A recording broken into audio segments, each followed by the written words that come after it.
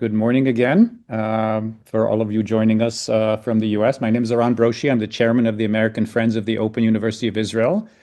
And we're very pleased to continue our series of podcasts and virtual salons on issues related to Israel and the world, hosted by the American Friends of the Open University of Israel.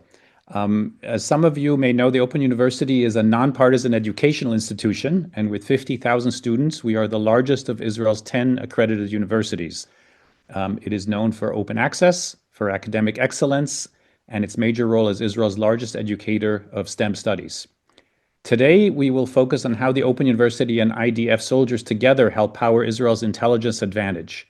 Our guest is Professor Emerita Judith Gal-Ezer of the Open University of Israel, former rector, a leading computer scientist and one of the architects of the IDF-focused academic pathways and the high school initiatives in partnership with the IDF Intelligence Directorate. This will be a dialogue in Q&A format, and I'll start us off with several questions, and time permitting, we'll take a few from the audience through the Zoom chat. So without further ado, let's get started. Judith, welcome, and thank you for being with us. Thank you. Good morning to you. It's a good evening for me. I'm here in Israel. So let's go. Wonderful. Maybe we start a little bit with the big picture. So to set the stage a little bit, what is the IDF Open University program in a nutshell? And what kinds of units, what kind of roles are most involved? And roughly how many soldiers are studying with the Open University at any given point in time? Let me start with your last question, because obviously I cannot tell the numbers not the exact numbers. I can say that we have hundreds of soldiers and officers that are taking studies with us. And this is, in a nutshell, it's a long-standing story. It started many years ago with one unit, which was mainly a technological unit. Sorry, it seems I'm excited and yeah. And it was like the school of the school of those soldiers and later officers that went to the technological units. And then it broadened and broadened, and we have now many from not only from the technical units, but also from students that take social studies and humanities, and but most of them take computer science. And we try to broaden this and have more and more students. Last year, we opened a new unit. They all moved now to the Negev. They used to be in the center of the country, but they all moved to the Negev. And since we are a distance institution, we can make it. They can learn online, and they can learn face-to-face in tutorials. And our tutors come to where they stay and can provide the tutorials. Well, this is really in a nutshell. Thank you. Very, very helpful.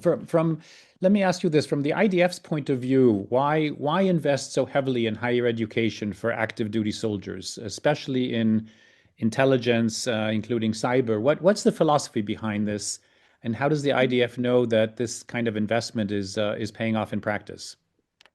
Well, it's not just intelligence, as I mentioned before. It's also other that take other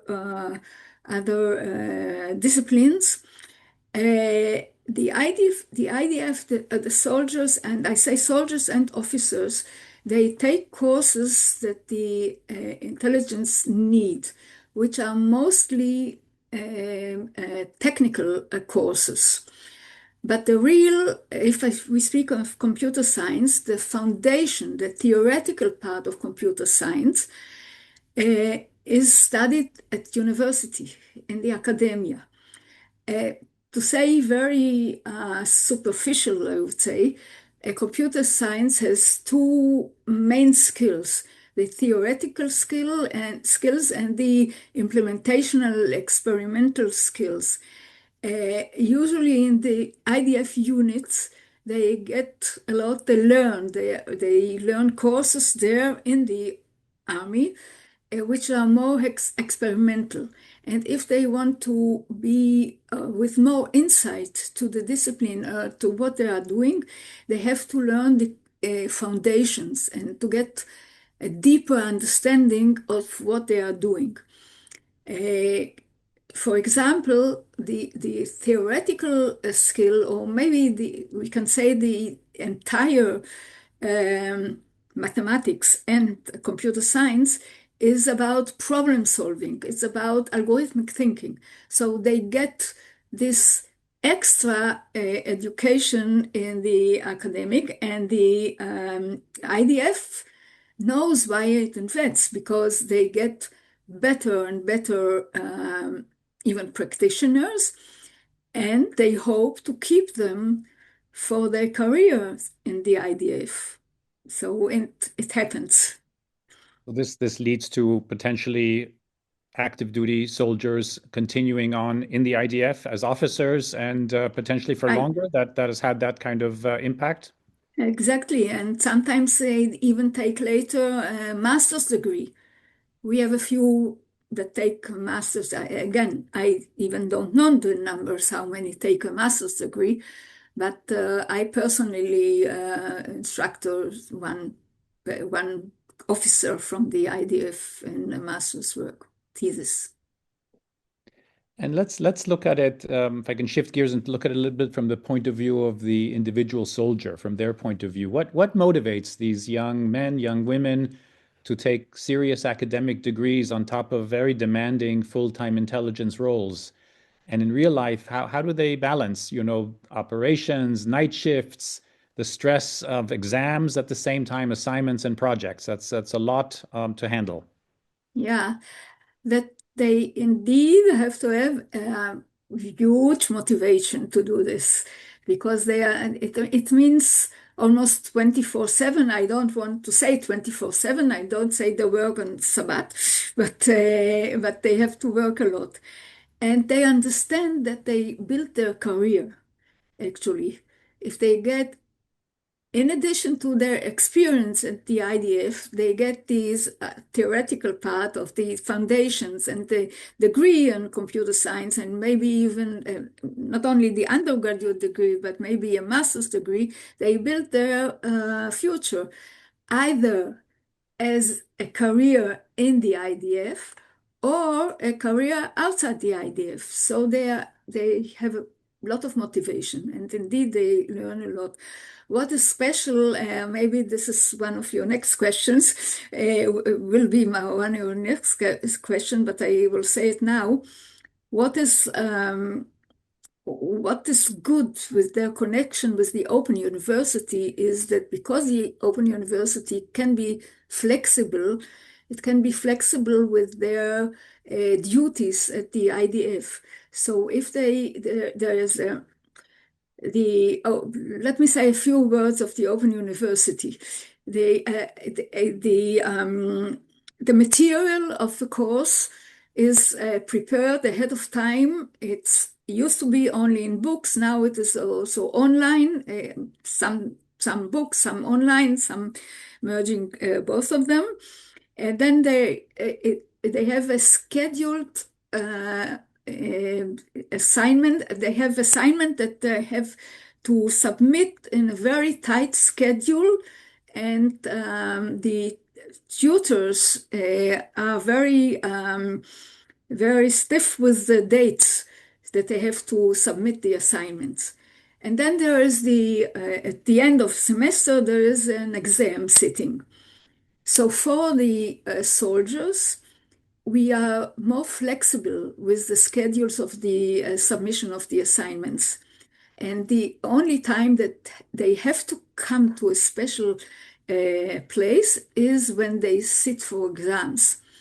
So during the semester, if their submission is flexible, they can adopted to their time. And we can even make a break or give them a break. For example, this war, which goes on for almost 3 years, they can take a break and then come back.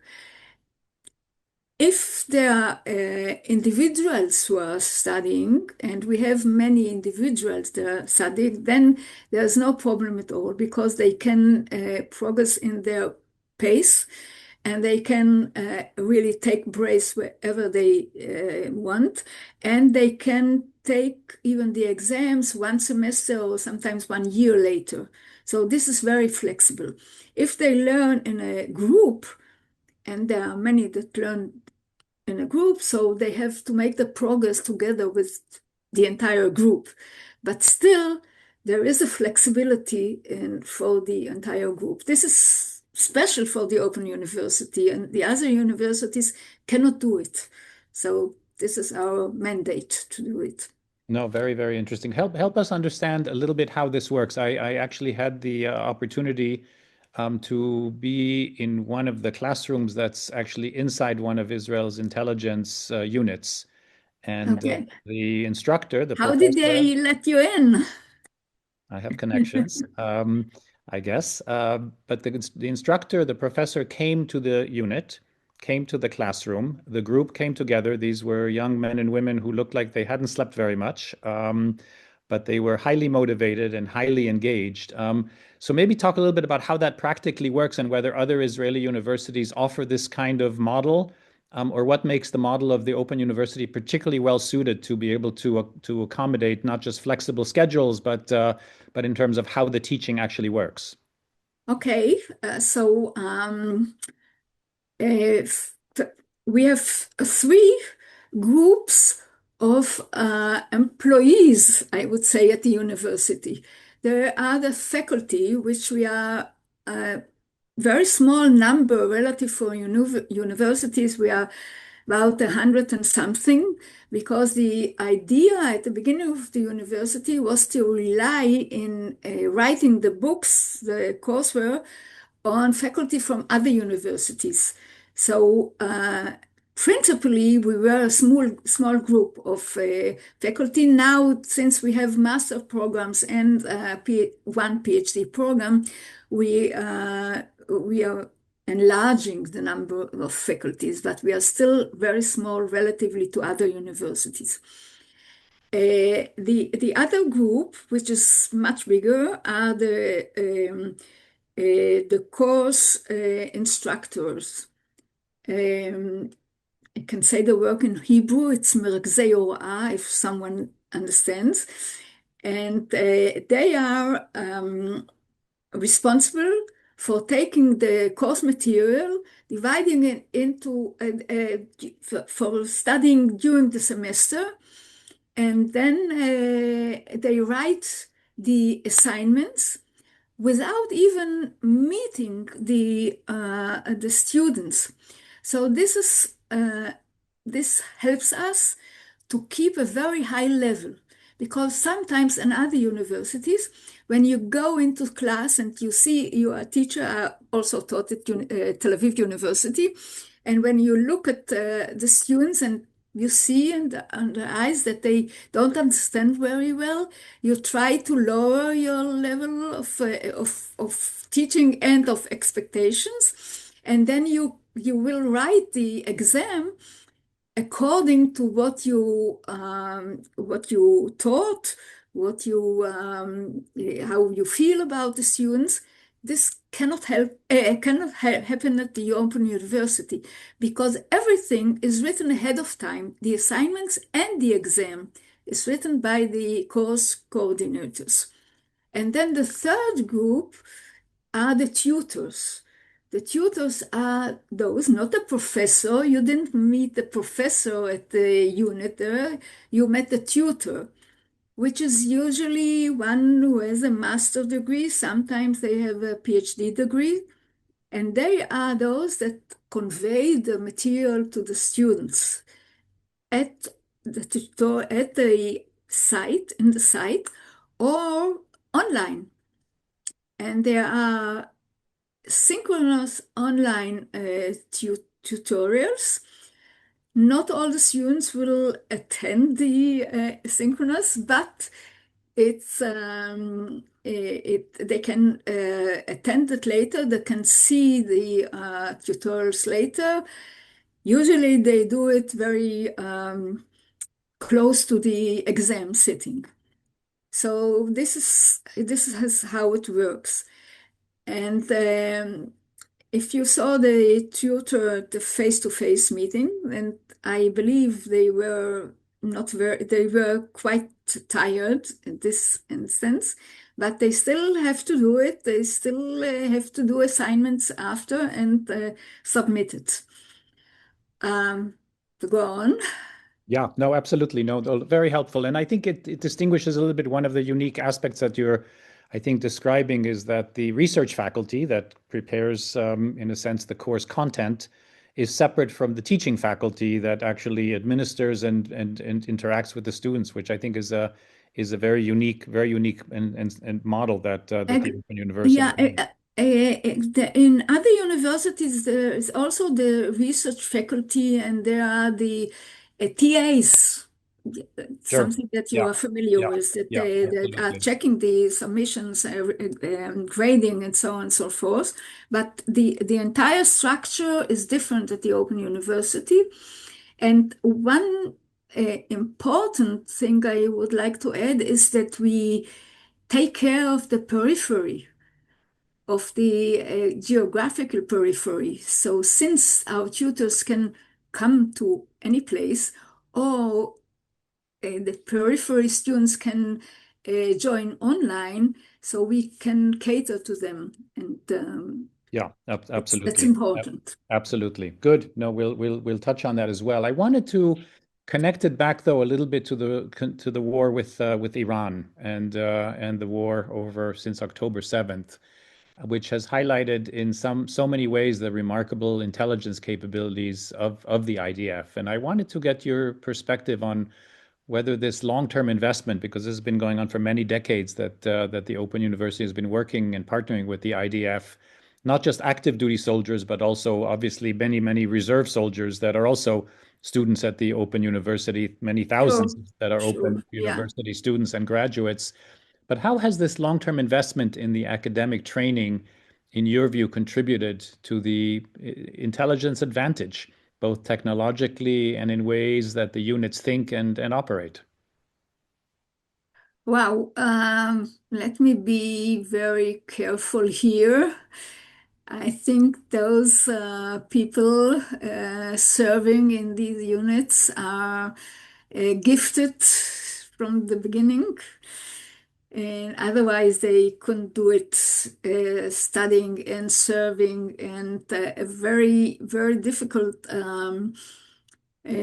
undergraduate programs. The computer science undergraduate is a very severe one, and sometimes are taking the mathematics and computer science together, which is very difficult indeed. I think the most, I come from this area, so I say it carefully, but I think it's the most difficult discipline to take because of these two different skills. And I believe, I hope, I want to believe, I want to be sure that our contribution to those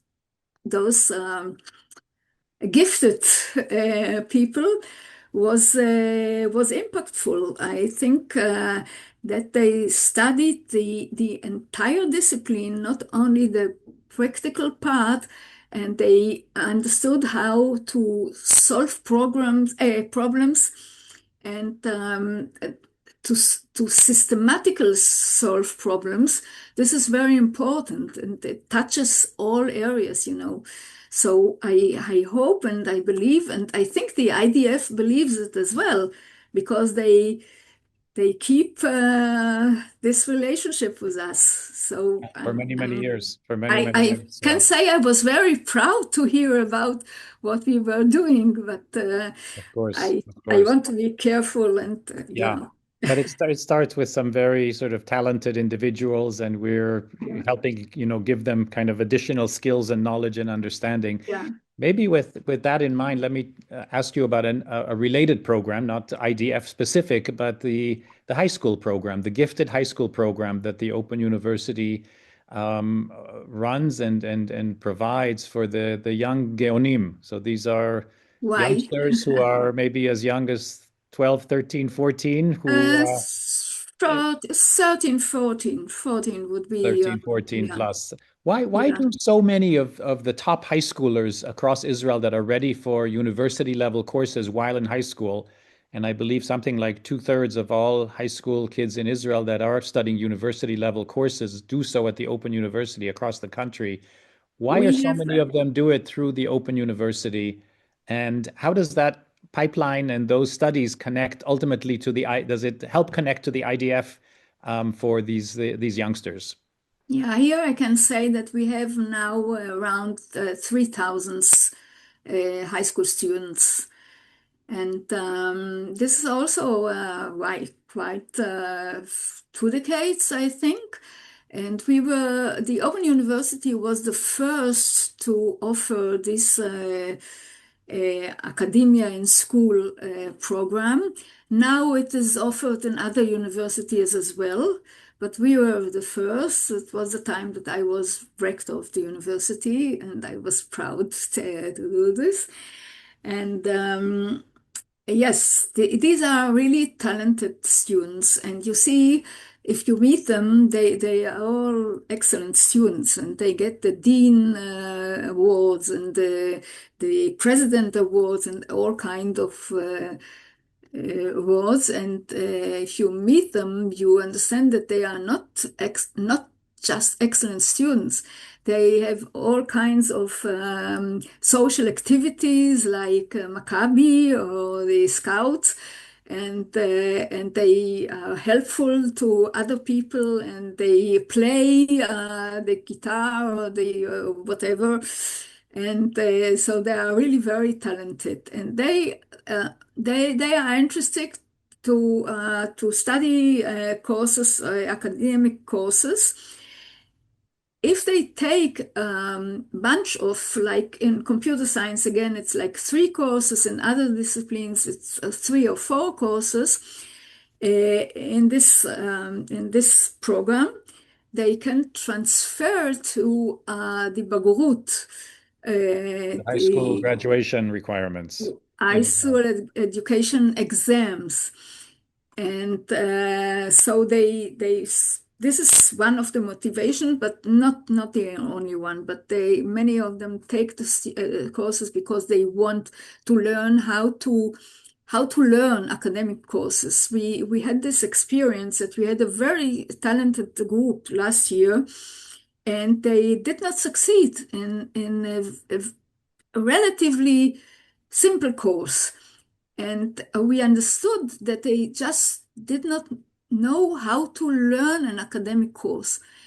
And I see it also with my grandchildren, how they prepare for a course in school, and how one must prepare for an exam at an academic course. It is different. So Mm. we have to teach them how to learn.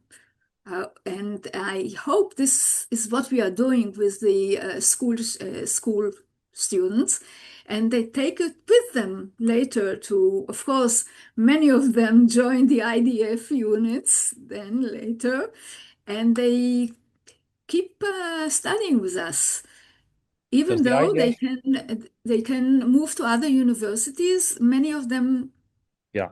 are still affiliated with us. And does the IDF value that kind of background and give it, is there any incentive in a sense for those high school kids from a draft IDF point of view, or how does that work? Uh, I I believe they do. We had like now 3 years. We have these big conferences with what we call malshabim, those who are in the um, 10th, 11th, and 12th, even 12th grade, that we come. We had this year, we had like 4,000 taking part of with the Zoom of the Open University. And there we from the Open University, we explain this academia and school project, and people from the army come and explain what is needed to study so that they get enlisted to these special units, all kind of units. Yeah. So then they understand what they have to do, and they take courses with Yeah. us or with other universities, but I understand what they have to do, how they have to prepare for. One of the things that they tell them from the army that they have to sleep well before they come to Right. these exams that the Yeah. army gives them. So this is, yeah, so the IDF takes those Yeah. So it becomes, in some ways, it talented becomes, and talented and knowledgeable yeah, high school students. talented, knowledgeable, motivated, Yeah, and motivated very much. hardworking. And Yeah, so it sounds like this is a feeder to some degree into some of the elite intelligence units as well. Some of these youngsters. yeah. Maybe to help us tie it together a little bit. If you can help us walk through a little bit what the trajectory of a typical talented student, who might start with the Open University taking courses in high school, might continue to study while in an elite IDF unit, and then moves into civilian life. How does this continuity of education shapes shape Israel's broader high tech and cyber sectors? Wow, it surely does. Yeah, I believe so. I think so. It's not an issue of belief. Yeah. Well, they start, again, they are talented. Now, by the way, I will add something. The Minister of Education had this idea, it started this year or a year before, to have academic credits in school. Mhm. So this is for everyone, not just for talented, but everyone who take, again, I go back to computer science, but there are other disciplines as well. Everyone who takes the advanced program of computer science in school. Oh, I can talk aloud about this because our program is breakthrough in the world. We are um, offering it since the early 90s of the last century, and it is still a breakthrough. Well, this is another story. Let's go back to those who take the everyone, not just the very talented, who take computer science, the advanced program, the 5 units program in school. Uh, can take or should take, actually, the Ministry of Education wants them very much to take an academic course while they are studying in school. So this is not for very talented. We started it this year. I don't know how the IDF will look on these students, but sure enough, those who take a bunch of courses at the Open University, they will later either go to another university through the academic reserve. The academic reserve is a program that you study, you take your undergraduate's program before serving, and then you have to sign for a few years. So either they will go to the academic reserve, or they will join one of the IDF's units and keep studying with us, or most of them with us. And then they decide whether they stay in the IDF as their career, or they go out to the civil world and maybe either go on studying for a master's or PhD degree, or open a startup Sure. and Of go course. to the Of high-tech course. industry. So this is So the feeder network into the innovation economy. It's a cycle. right, right.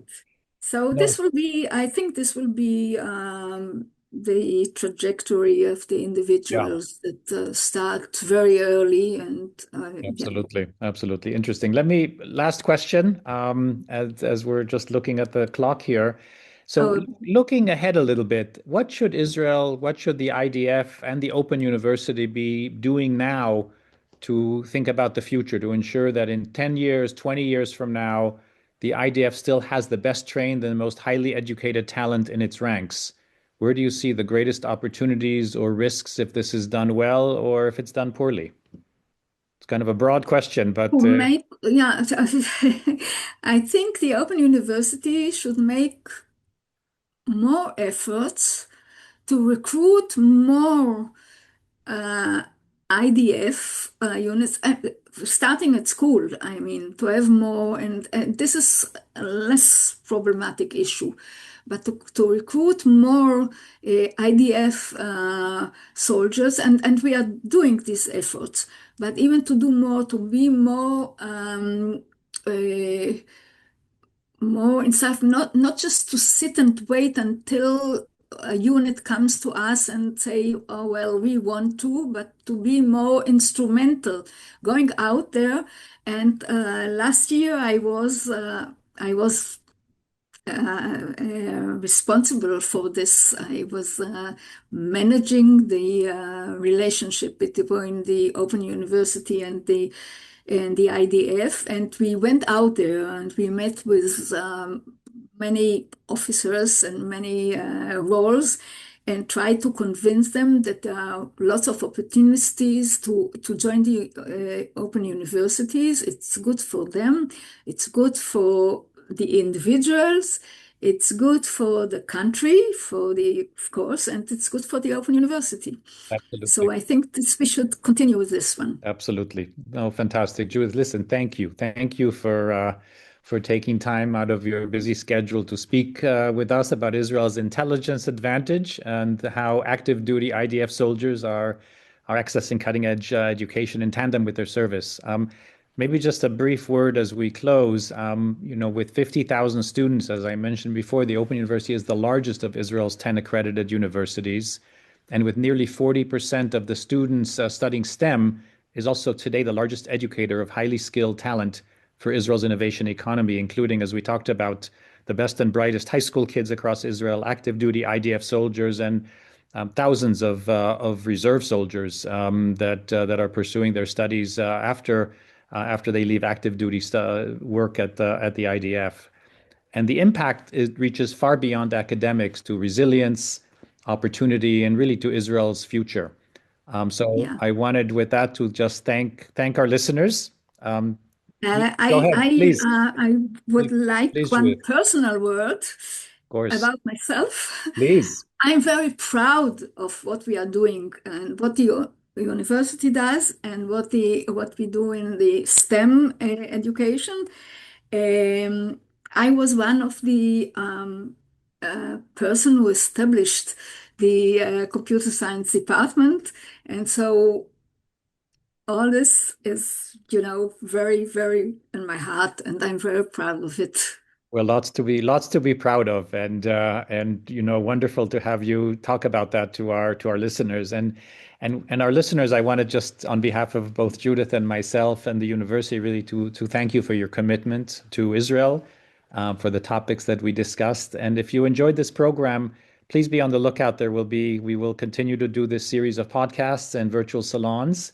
We're also visible on the website, afoui.org, AFOUI.org, Facebook, LinkedIn, but we also have a podcast channel, American Friends of Israel, and this podcast will be put up there shortly.